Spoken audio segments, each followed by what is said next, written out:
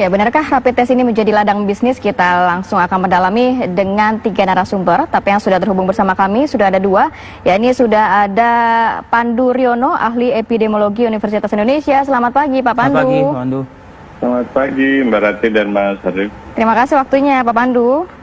Kemudian juga ada M. Soleh, penggugat aturan rapid test. Selamat pagi, Mas Soleh. Selamat pagi, Mas Soleh. Ya. Pagi Mbak, pagi Mas Fadil. Saya mau ke Mas Soleh dulu, Mas. Ini sudah melayangkan gugatan ke MA. Sebenarnya apa yang mendasari, poin-poinnya apa saja Anda mendasari gugatan ke MA mengenai kewajiban rapid test untuk para pengguna transportasi umum? Jadi pada tanggal 25 Juni pagi hari kita sudah mendaftarkan gugatan terkait aturan dari surat edaran nomor 7 gugus tugas. Kita menganggap bahwa gugus tugas nggak punya kewenangan ngatur masyarakat. Gugus tugas ini bukan menteri, gugus tugas itu dibentuk oleh Kepres.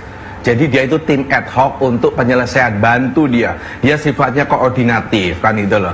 Nah tetapi dalam perjalanannya dia ngatur masyarakat. Calon penumpang itu mestinya yang ngatur keputusan menteri, peraturan menteri perhubungan. Nah peraturan menteri perhubungan nomor 18 berubah menjadi nomor 41. Calon penumpang nggak ada kewajiban rapid test, nggak ada kewajiban PCR. Yang diatur pakai masker, physical distancing, jaga jarak, kesehatan, ya atau pakai cuci tangan, masuk bandara tes suhu. Itu peraturan Menteri Perhubungan. Keputusan Menteri Kesehatan tanggal 19 Juni juga begitu. Calon penumpang itu baik darat, udara, laut, yang diatur hanya pakai masker, physical distancing, tes suhu.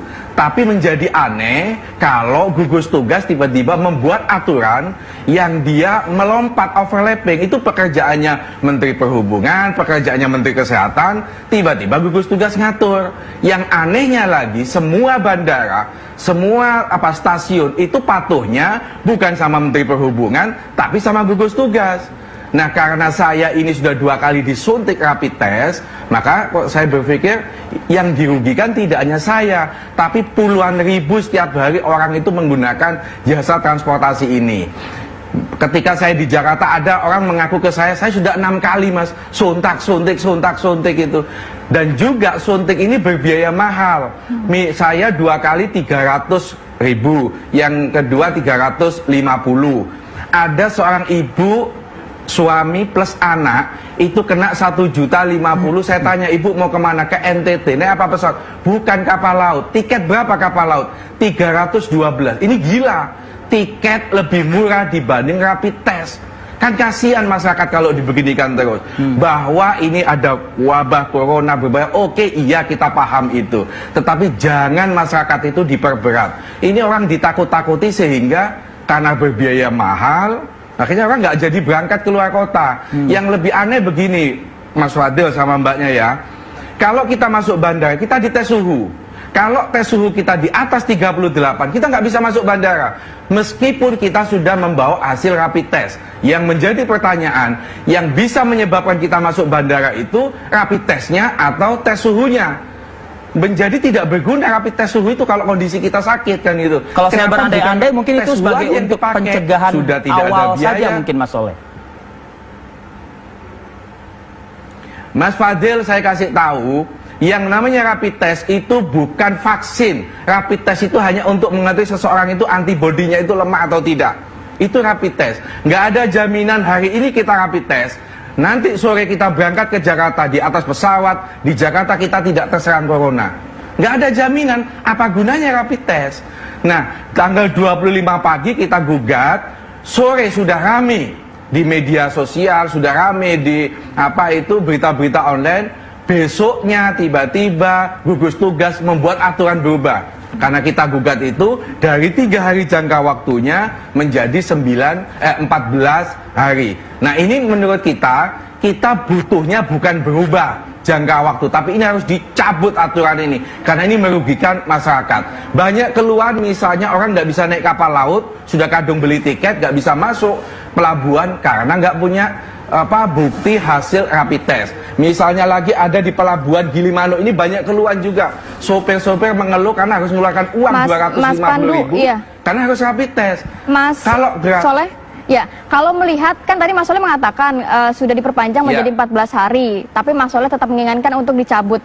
Lantas jaminannya apa kalau penumpang-penumpang ini bebas dari COVID kalau tidak ada rapid test, Atau tidak ada gejala, surat gitu. bebas, begitu. Sedangkan OTG ini banyak sekali.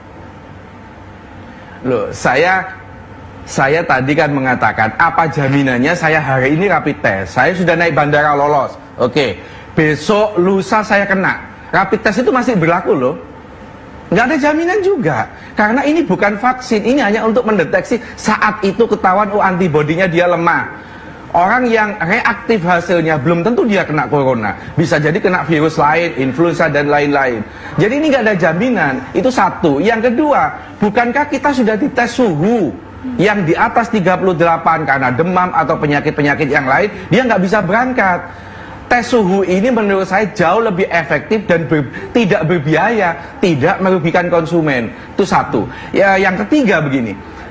Rapid test saya ini pagi itu hasilnya nggak bisa kita tunggu loh di rumah sakit, malam baru bisa keluar hasilnya. Artinya apa? Kita sebagai calon penumpang nggak bisa saat itu mau berangkat ke Jakarta, nggak bisa saat itu naik kereta, nggak bisa, baru besoknya. Jadi bukankah ini menurut saya mempersulit kita sebagai calon penumpang gitu loh. Kita tidak dipermudah sekarang. Saya naik pesawat aja kapasitas 160, yang naik nggak sampai 15 orang kok. Kalau di model kayak begini, orang malah nggak berangkat lagi. Bagaimana ekonomi ini bisa pulih kalau modelnya diperberat seperti ini, dibikin susah? Kembali lagi aja menurut saya, gugus tugas nggak punya hak untuk ngatur masyarakat. Dia hanya sebagai tim pengarah. Barulah Kementerian Perhubungan, Kementerian Kesehatan yang membuat aturan larangan itu, bukan gugus tugas. Yang Anda fokuskan ini gugus tugasnya atau rapid testnya? Ya, karena yang mengeluarkan aturan itu gugus tugas. Saya hanya membuat argumentasi ada dua tadi. Satu, dia nggak punya kewenangan. Sudah nggak punya kewenangan, aturannya menyusahkan masyarakat. Oke, baik. Saya ke epidemiolog Universitas Indonesia, Mas Pandu, Pak Pandu Riono. Ada komentar Anda soal keluh kesah yang dialami oleh sebagian masyarakat yang kemudian juga dirasakan oleh Mas Soleh tadi di Surabaya? Iya, sebenarnya rapid test yang untuk mendeteksi antibodi itu sangat tidak akurat. Jadi dia hanya mendeteksi antibodi yang biasanya lebih dari seminggu baru terbentuk antibodinya dan bisa dideteksi oleh rapid test tadi. Tidak pernah dianjurkan rapid test untuk screening maupun untuk diagnostik. Karena hasilnya non reaktif itu bukan berarti dia tidak terinfeksi. Iya, dia bisa saja terinfeksi. Karena kan yang seharusnya dengan PCR, dengan swab gitu, itu akan jauh lebih akurat karena mendeteksi virusnya. Dan kalau hasilnya reaktif, artinya positif, belum tentu juga dia infeksius. Harus diperiksa lagi dengan PCR. Jadi menurut saya sih, kita hentikan saja penggunaan rapid test. Sejak awal ini memang bermasalah. Saya tidak tahu kenapa kok tiba-tiba sejak awal itu rapid test menjadi pegangan. Memang waktu itu kapasitas testing kita untuk PCR itu masih terbatas. Sekarang sudah mulai meningkat, bahkan harus ditingkatkan. Kita hentikan semua untuk rapid test. Nanti kita pakai untuk melakukan survei serologi, karena itu yang paling penting, Pak Pandu, bukan untuk deteksi. Baik, kalau boleh mengutip dari pernyataan tim komunikasi gugus tugas yang menyatakan bahwa ada 3 alasan kenapa rapid test ini masih dilakukan atau masih digunakan oleh pemerintah. Kabarnya populasi yang sangat besar, kemudian lab yang belum merata di daerah, serta deteksi dini dan penghematan biaya. Mungkin nanti dari Pak Pandu bisa dikasih pencerahan atau apakah memang ada solusi lain selain menggunakan rapid test. Tapi kita tahan dulu Pak Pandu, Mas Soleh. Nanti kita akan kembali juga, akan berbincang juga dengan Mas Dhani Amrul Ihsan saat lagi.